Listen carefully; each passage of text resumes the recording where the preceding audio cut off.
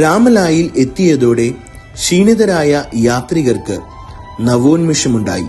കാരണം അങ്ങകലെ ജെറുസലേം നഗരത്തിലെ ഗോപുരങ്ങൾ കാണാനായി. ദേവാലയത്തിന്റെ മുകൾ ഭാഗം സൂര്യപ്രഭയിൽ തിളങ്ങിയപ്പോൾ യഹൂദ ഭക്തർ ഏറ്റുപാടി 137 സങ്കീർത്തനം. ജെറുസലേമേ, നിന്നെ ഞാൻ മറക്കുമെങ്കിൽ ഇതിൽ ദുരഭിമാനം പൂണ്ട് അന്യ ആരാധനാലയങ്ങളെ യഹൂദർ അവഹേളിച്ചിരിക്കുന്നു. അതുകൊണ്ടാണ് സമരിയാക്കാരി യേശുവിനോട് ചോദിച്ചത്, യഥാർത്ഥ ആരാധനാലയം നിങ്ങളുടേതോ ഞങ്ങളുടേതോ?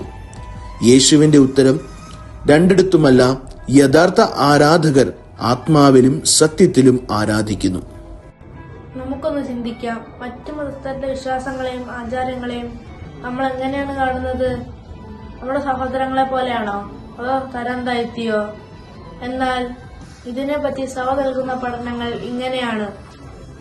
ഫ്രാൻസിസ് പാപ്പ പറയുന്നു, ക്രിസ്ത്യാനികളെ മാത്രമല്ല, ദൈവം എല്ലാവരെയും രക്ഷിക്കും, നിരീശ്വരനെ പോലും. വിശുദ്ധ മദർ തെരേസ പറയുന്നു, ഞാൻ മതം മാറ്റാൻ വന്നയാളല്ല. എന്റെ ആഗ്രഹം ഹിന്ദുക്കൾ നല്ല ഹിന്ദുക്കളാകാനും മുസ്ലിമുകൾ നല്ല മുസ്ലിമുകളാകാനും ക്രിസ്ത്യാനികൾ നല്ല ക്രിസ്ത്യാനികളാകാനുമാണ്. നമ്മൾ ദൈവത്തിന്റെ മക്കളാണ്, ജനമാണ്, കുടുംബമാണ്.